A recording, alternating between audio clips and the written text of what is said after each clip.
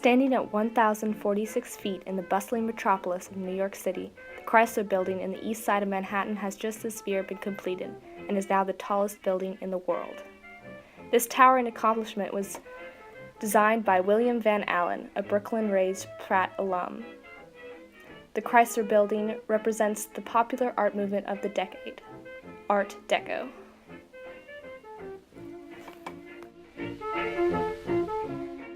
The origins of this distinguishable style came from across the Atlantic, in the City of Light, Paris, France. In 1925, the Paris Exposition Internationale des Arts Décoratifs et Industriels Modernes gathered together artists, craftsmen, and architects to share their works.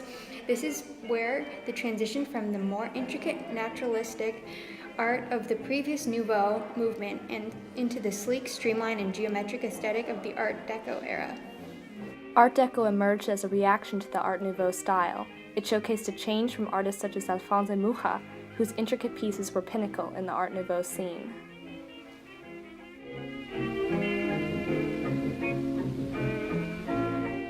Switching to more modernist artists, such as the Hollywood Deco artist Tamara de Lempicka, whose pieces highlight the aspect of today's modern woman. Just an old second-hand man, he'll buy your old day from you. He will take every sorrow. The Chrysler Building showcases all the distinguishing themes and features of the Art Deco style. Art Deco often pairs geometric shapes with patterns influenced by ancient cultures and civilizations. The base of this majestic building is influenced by the ancient culture of Mesopotamia with its ziggurat form. The ornate elevator doors of the Chrysler are covered with symmetrical, Egyptian-inspired designs. The zigzags and triangles on the crown of the building are also a common feature of this style. Second-hand man, trading new days for old.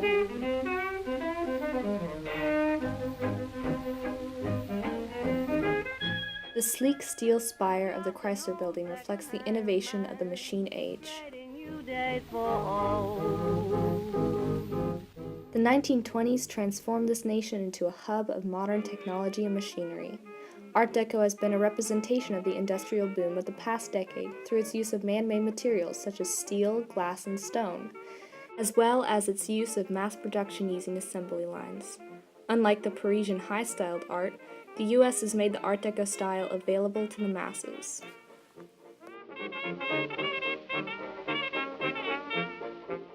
Throughout the decade, Art Deco has entered into the households of America. Its sleek furniture and architecture have entranced the nation.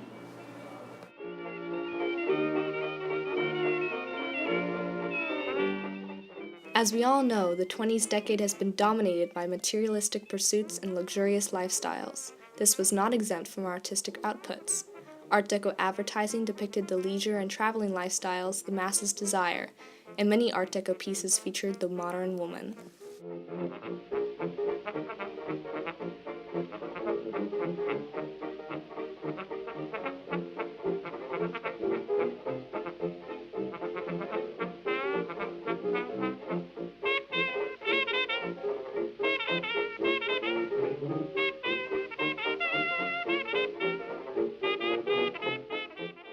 Entering into the end of the 20s and the beginning of the 30s, Art Deco is at its peak. Earlier this year in Midtown Manhattan, a new building has entered the race for the sky. The new Art Deco-inspired skyscraper started construction in March and is likely to rival the Chrysler Building for the title of the tallest building in the world.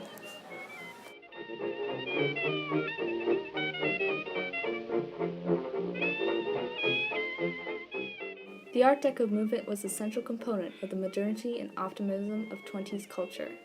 It will surely continue to grow and flourish in the present decade.